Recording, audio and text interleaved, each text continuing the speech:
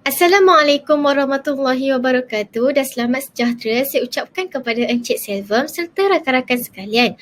Baiklah, kami dari kumpulan 4 yang terdiri daripada Afifah iaitu saya sendiri, Syafiqah Anis dan Aina Nadirah akan membentangkan mengenai penulisan akademik.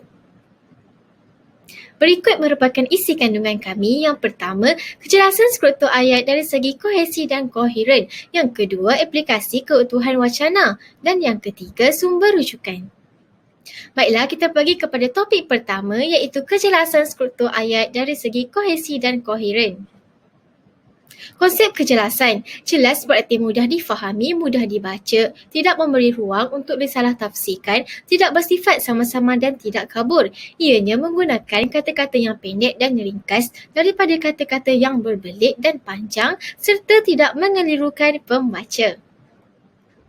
Baiklah, kita pergi kepada konsep struktur ayat. Struktur ayat merupakan susunan kata dalam ayat bagi membentuk satu binaan. Ianya melibatkan subjek seperti frasa nama dan predikat seperti frasa adjektif atau frasa kerja atau frasa sendinama atau frasa nama itu sendiri. Struktur ayat boleh terdiri daripada struktur ayat sunsang dan struktur ayat biasa.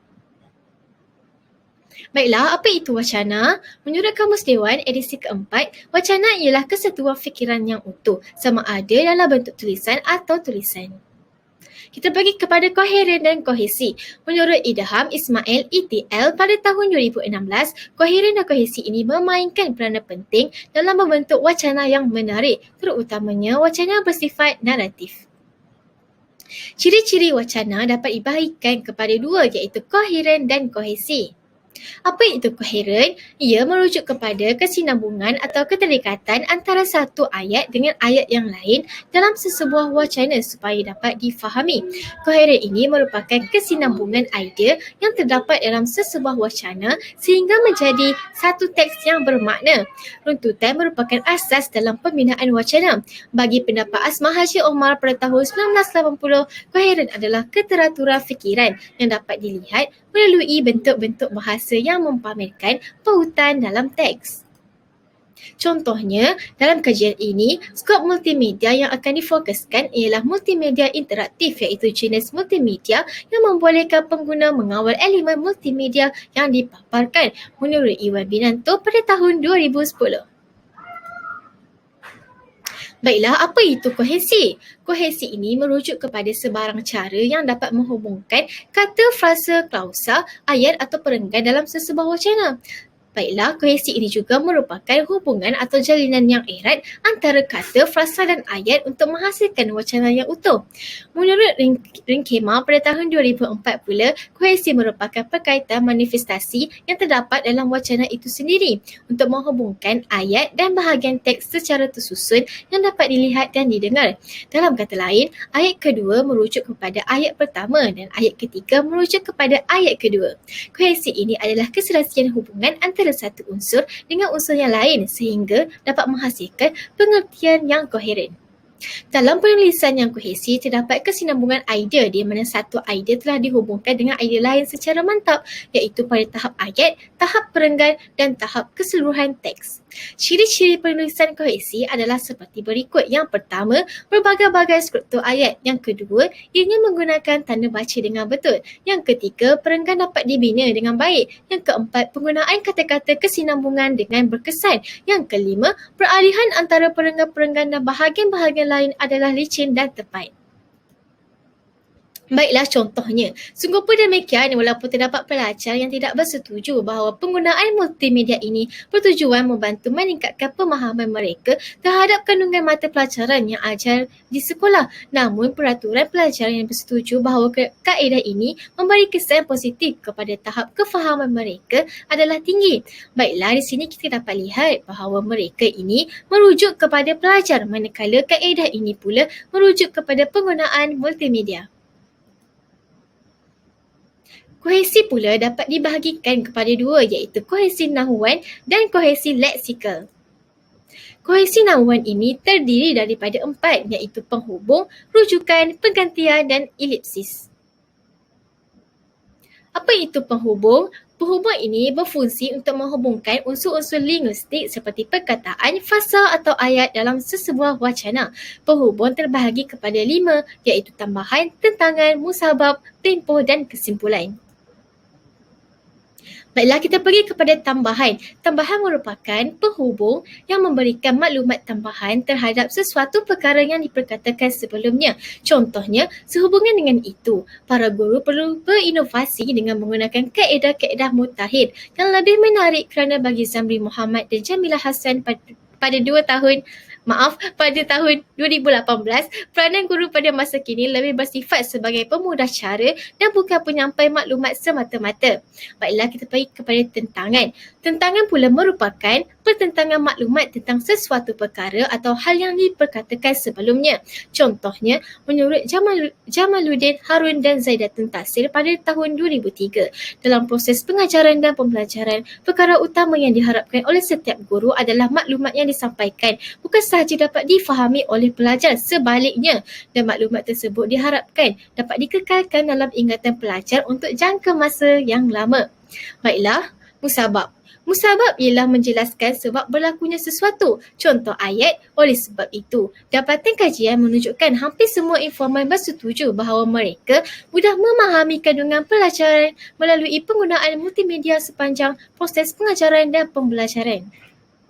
Kita pergi kepada tempoh. Tempoh adalah menyatakan masa atau siri berlakunya sesuatu. Contoh ayat, seterusnya seramai 11 orang pelajar bersamaan 36.7% bersetuju bagi pernyataan yang sama seperti yang ditunjukkan dalam Raja 4.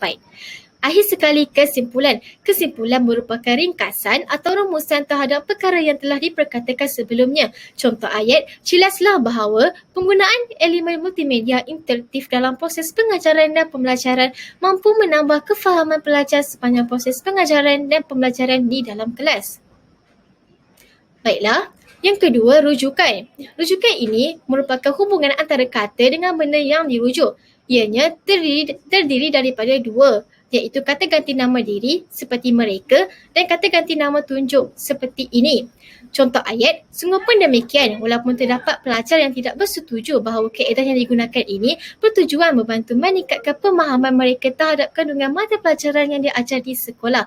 Namun, peratusan pelajar yang bersetuju bahawa kaedah ini memberi kesan positif kepada tahap kefahaman mereka adalah lebih tinggi.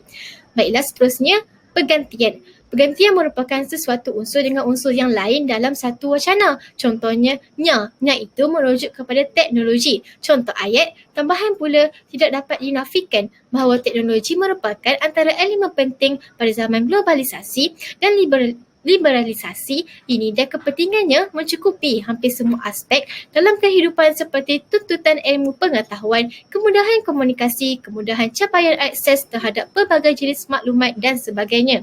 Baiklah, akhir sekali, elipsis. Apa itu elipsis? Merupakan penghilangan atau pengguguran kata yang telah disebut sebelumnya. Pengguguran dilakukan kerana pendengar atau pembaca sudah memahami maklumat tersebut. Baiklah, kita pergi kepada kohesi leksikal. Kohesi leksikal ini atau dipanggil perpaduan leksikal adalah hubungan leksikal antara bahagian-bahagian wacana untuk mendapatkan keserasian struktur secara kohesif. Kohesi leksikal ini diperoleh dengan cara memilih kosakata yang serasi. Tujuan digunakannya adalah untuk mendapatkan efek intensitas makna bahasa, kejadian informasi dan keindahan bahasa lain. Aspek kohesi leksikal ini terbahagi kepada dua, iaitu literasi dan kolokasi. Baiklah, literasi. Literasi atau penyataan semula berlaku melalui 4 cara, iaitu pengulangan kata, sinonim, superordinat dan kata-kata umum.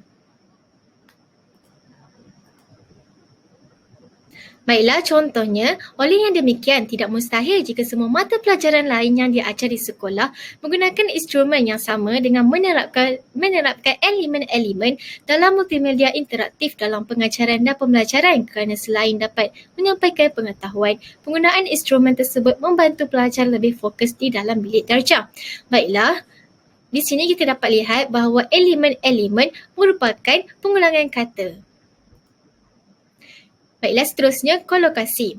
Apa itu kolokasi? Ianya merupakan hubungan kedudukan atau kewujudan antara satu perkataan dengan yang lain dalam satu susunan. Kolokasi boleh disebut dari dua sudut, iaitu sudut sintaksis dan sudut semantik. Contohnya, daripada soalan 1, seramai 19 orang pelajar atau 63.3% sangat setuju. Penggunaan video membantu mereka lebih fokus ketika proses pengajaran dan pembelajaran berlangsung. Seramai 9 orang pelajar atau 30% turut bersetuju akan hal yang sama seperti yang ditunjukkan dalam rajah 1. Baiklah, di sini kita dapat lihat bahawa petikan di atas mengandungi kesinambungan idea. Hasil daripada kesinambungan idea ini telah membentuk wacana yang bermakna. Secara amnya, koheren dan kohesi ini sama, tetapi yang membezakannya adalah kesinambungan melalui fizikal ayat, iaitu bagi kohesi, manakala bagi koheren, kesinambungan melalui makna ayat. Justeru, kedua-kedua aspek koheren dan kohesi ini adalah penting dalam menjadikan sebuah wacana sebagai wacana yang baik. Baiklah, seterusnya saya serahkan kepada Aina Nadira. Baiklah, terima kasih kepada saudari Afifah. Seterusnya saya akan sambung dengan aplikasi keutuhan wacana. Dalam hierarki bahasa, wacana terletak pada tingkat tertinggi sekali iaitu hadir selepas tingkat ayat. Satuan yang utuh menunjukkan bahawa ia ialah sebuah wacana yang baik. Menurut Raminah Haji Sabran 1987, wacana yang baik dikenali sebagai keutuhan wacana.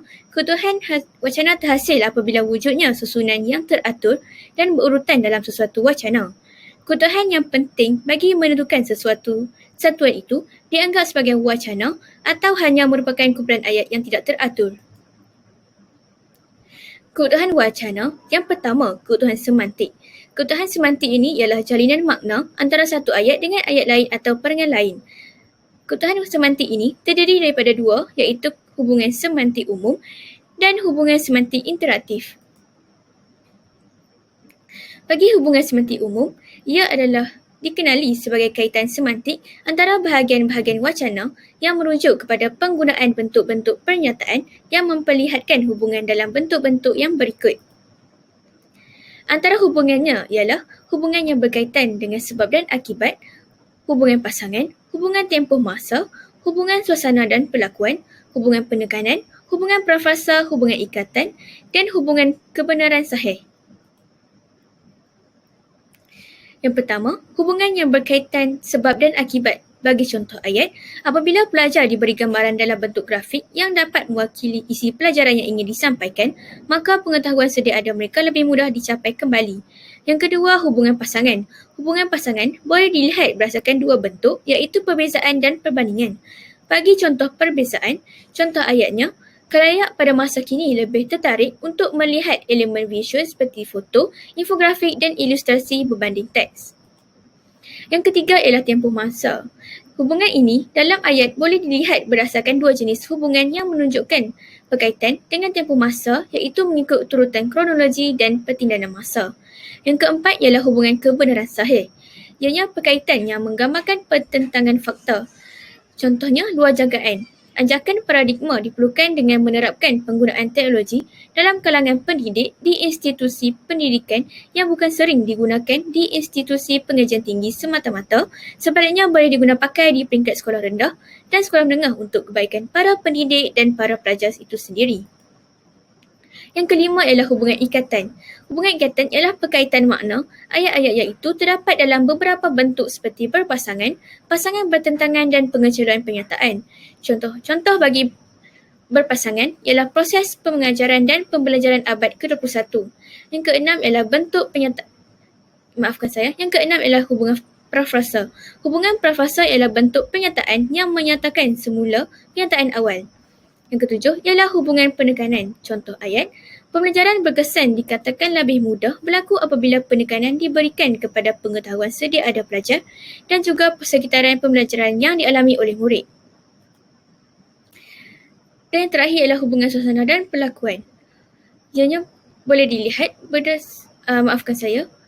yang menunjukkan perkaitan makna dalam ayat yang merujuk kepada tempat seperti lokasi perlakuan, arah perlakuan dan keadaan perlakuan. Contoh bagi lokasi pelakuan, responden kajian terdiri daripada 30 orang pelajar tingkatan 1 berbangsa Melayu yang terdiri daripada 9 orang pelajar lelaki dan 21 orang perempuan di salah sebuah kelas di Sekolah Menengah Kebangsaan Tengku Panglima Perang Tengku Muhammad. Seterusnya, hubungan semantik interaktif. Hubungan ini banyak berfungsi dalam wacana lisan yang bertujuan bagi menimbulkan tindak balas daripada pendengar. Menurut Winfred Chomby, 1985, terdapat 3 bentuk asap aplikasi semantik dalam pertuturan atau perbualan iaitu inisiatif, respon dan susulan. Ia dapat dilihat dalam bentuk ayat-ayat atau ujaran seperti penyoalan, arahan, persetujuan dan pemberitahuan. Dalam kajian bahasa bagi pelatih maktab perguruan oleh Rahmina Haji Sabran, 1987, menyatakan bahawa ciri-ciri keutuhan wacana dari segi konteks atau latar wacana dapat dilihat dalam 3 bentuk iaitu laras bahasa, kesepaduan tajuk dan hubungan sosial antara penutur dengan pendengar. Yang kedua ialah keutuhan leksikal. Keutuhan leksikal, hubungan ini dapat dilihat dari segi wujudnya pertalian antara perkataan dalam sesebuah wacana. Perkara ini dapat dicapai melalui penggunaan kosakata yang serasi dan sesuai. Terdapat beberapa cara memperoleh hubungan leksikal iaitu menggunakan hiponim, menggunakan kolokasi iaitu hubungan kedudukan, pembuka dan penutup wacana, memanfaatkan unsur bersambut, menggunakan antonim, menggunakan sinonim atau ekuivalensi leksikal dan yang terakhir menggunakan kata yang sama ataupun pengulangan. Yang pertama, menggunakan kata yang sama iaitu pengulangan. Contoh ayat, penggunaan grafik dapat memberikan impak yang lebih signifikan terhadap daya ingatan manusia berbanding penggunaan teks semata-mata kerana ia mempunyai hubungan dengan pengalaman semula jadi manusia. Penggunaan grafik juga menyediakan paparan visual bagi menerangkan sesuatu dan ia lebih mudah dipetakan ke dalam ingatan seseorang. Yang kedua ialah menggunakan sinonim atau ekuivalensi leksikal. Ianya menunjukkan penggunaan lebih dari satu bentuk bahasa yang secara sistematik yang memiliki kesamaan dan kemiripan. Sinonim ini terjadi pada morfem bebas dengan morfem terikat, kata dengan kata, kata dengan frasa atau sebaliknya, frasa dengan frasa dan klausa atau kalimat dengan klausa atau kalimat. Yang ketiga, menggunakan hiponim. Contoh ayat, integrasi pelbagai media seperti grafik, audio, video, animasi, teks semakin mendapat tumpuan dalam kajian pelbagai bidang termasuklah bidang pendidikan. Yang keempat ialah menggunakan antonim. Yang kelima, menggunakan kolokasi iaitu hubungan kedudukan. Contoh ayat, tahap kognitif murid tidak akan berkembang dan kreatif jika alat bantu mengajar hanya bergantung kepada buku, teks semata-mata disebabkan kekurangan bahan dan sumber pembelajaran terkini untuk membina pengetahuan. Yang keenam, memanfaatkan unsur bersambut iaitu tingkah laku yang positif akan terhasil dalam kalangan pelajar apabila guru menggunakan alat bantu mengajar secara digital. Dan yang terakhir ialah pembuka dan penutup wacana. Yang ketiga, keutuhan fonologi. Hubungan dari aspek fonologi dapat dilihat melalui hentian atau kesenyapan suara, intonasi, tinggi rendah tekanan suara dan nada suara. Contoh hubungan antara ayat penyata, dengan adanya elemen animasi, video dan audio, proses pembelajaran akan menjadi lebih menarik selain dapat mengelakkan rasa bosan dalam kalangan pelajar. Unsur-unsur paralinguistik juga membantu pemahaman tentang sesuatu wacana. Alat-alat digunakan untuk memperjelaskan persembahan wacana dalam wacana tulisan. Alat-alat tersebut ialah tanda baca seperti noktah, koma, tanda soal, titik bertindih dan sebagainya. Bagi wacana lisan, ekspresi wajah iaitu keadaan air muka serta gerakan tangan dan badan merupakan alat untuk membantu memahami ujaran tersebut. Seterusnya saya serahkan kepada saudari Anis. Baiklah, terima kasih kepada saudari Aina. Baiklah, seterusnya adalah keutuhan gramatikal. Keutuhan wacana seharusnya memperlihatkan hubungan berdasarkan binaan tata bahasanya. Menurut Michael McCarthy, terdapat 3 faktor yang mempengaruhi pertautan tata bahasa dalam sebuah wacana yang utuh. Antaranya ialah kata rujukan, peleburan atau pelenyapan iaitu elipsis dan penggantian, dan yang ketiga adalah kata penghubung. Baiklah, kita lihat yang pertama iaitu kata rujukan. Kata rujukan ini boleh disamakan dengan kata ganti nama dalam bahasa Melayu kerana fungsinya yang menjadi rujukan dalam pembinaan sesebuah wacana. Kata rujukan ini juga menyebabkan makna yang cuba disampaikan lebih tepat dan menjadikan wacana itu sendiri lebih rapi dan dan utuh. Contohnya, aplikasi multimedia interaktif seperti CD interaktif, YouTube, laman sesawan dan sebagainya bukan sahaja dapat membantu pelajar menikmati dan mengapresiasi perkembangan proses pembelajaran, malah dapat melahirkan insan yang sentiasa berusaha mengatasi pelbagai masalah dalam bidang pendidikan abad ke-21 yang semakin mencabar. Berdasarkan situasi tersebut, maka tidak hairanlah jika pihak tertentu mengambil inisiatif membantu perkembangan kognitif pelajar selain memudahkan para guru menyampaikan kandungan sukatan pelajaran dengan menarik dan berkesan. Yang kedua adalah peleburan atau pelenyapan iaitu elipsis dan penggantian. Ia merupakan satu konsep apabila perkataan yang sama tidak diulang dalam ayat yang sama walhal biasanya ia akan diulang. Proses ini akan menjadikan sesebuah wacana yang dipersembahkan itu lebih utuh dan jelas. Sebagai contoh, daripada soalan 1, seramai 19 orang pelajar atau 63.3% sangat setuju dengan penggunaan video membantu mereka lebih fokus ketika proses pengajaran dan pembelajaran berlangsung. Seramai 9 orang pelajar atau 30% turut bersetuju akan hal yang sama seperti yang ditunjukkan dalam rajah 1. Baiklah, yang ketiga adalah kata hubung.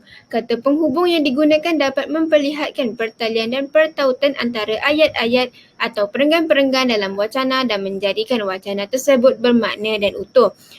Michael McCarthy telah menggariskan 3 fungsi kata penghubung iaitu fungsi penghuraian, fungsi pengembangan dan fungsi penambahan. Bagi fungsi penghuraian, ia boleh dibuat dengan menggunakan perkataan-perkataan seperti seterusnya, pada sudut lain, sebaliknya dan sebagainya. Sebagai contoh, dalam ayat yang terdapat dalam jurnal yang kami pilih, seterusnya seramai 13 orang pelajar atau 43.3 informan turut bersetuju akan hal yang sama. Walau bagaimanapun, terdapat juga informan yang tidak bersetuju dan kurang bersetuju bahawa penggunaan multimedia interaktif dapat membantu meningkatkan kefahaman mereka dan seterusnya membolehkan mereka menjelaskan kembali kandungan mata pelajaran yang diajar oleh guru. Yang kedua adalah fungsi pengembangan. Ia seringkali digunakan bagi mengembangkan idea.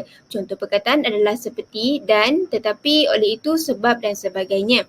Sebagai contoh, dalam hal ini penggunaan grafik dapat memberi impak yang lebih signifikan kepada daya ingatan manusia berbanding penggunaan teks semata-mata kerana ia mempunyai hubungan dengan pengalaman semula jadi manusia. Bagi fungsi penambahan, ia sering digunakan bagi menyatakan masa atau kejadian. Contoh perkataan adalah seperti kemudian, berikutnya, sebelum, selepas, pada masa, dalam hal itu dan sebagainya. Sebagai contoh, oleh hal yang demikian, penggunaan grafik dapat memberikan impak yang lebih signifikan terhadap daya ingatan manusia berbanding penggunaan teks semata-mata kerana ia mempunyai hubungan dengan pengalaman semula jadi manusia. Baiklah, bagi sumber rujukan, terdapat beberapa kesalahan dalam jurnal yang kami temui dan perlu ditukar daripada APA 6 kepada APA 7. Yang pertama sekali, format buku dalam APA edisi ke-7, tempat penerbit tidak perlu dinyatakan. Contoh kesalahan yang pertama bagi format ini adalah dalam sumber rujukan, ia menyatakan tempat penerbit iaitu Selangor. Bagi APA 7, tempat penerbit tidak perlu dinyatakan. Seterusnya, untuk edisi ke-7, tanda koma harus ditulis di hadapan dan nama rujukan sekiranya pengarang lebih daripada 2. Contoh kesalahan adalah seperti yang tertera di skrin. Sebelum dan kita sepatutnya meletakkan tanda koma mengikut APA 7. Untuk edisi ke-7, bagi rujukan tesis, letakkan kurungan bagi tesis yang diterbitkan atau tesis yang tidak diterbitkan. Contoh kesalahan adalah seperti yang tertera. Tesis sarjana yang ditaip dengan warna merah itu sepatutnya diletakkan kurungan kerana menurut format APA 7, tesis yang diterbitkan atau tesis yang tidak diterbitkan mesti diletakkan kurungan seperti pembetulan yang telah kami buat. Akhir sekali, untuk edisi ke-7, bagi rujukan, hanya huruf pertama dan kata nama khas untuk tajuk buku dan jurnal perlu menggunakan huruf besar. Sebagai contoh, bagi tajuk analisis keberkesanan penggunaan ICT dalam mendepani gelombang revolusi industri 4.0 dalam kalangan pelajar di negeri Terengganu, Malaysia, hanya huruf A bagi analisis negeri Terengganu dan Malaysia sahaja yang perlu menggunakan huruf besar kerana ia merupakan huruf pertama tajuk jurnal dan merupakan kata nama khas. Itu sahaja dari kumpulan kami. Sekian, terima kasih.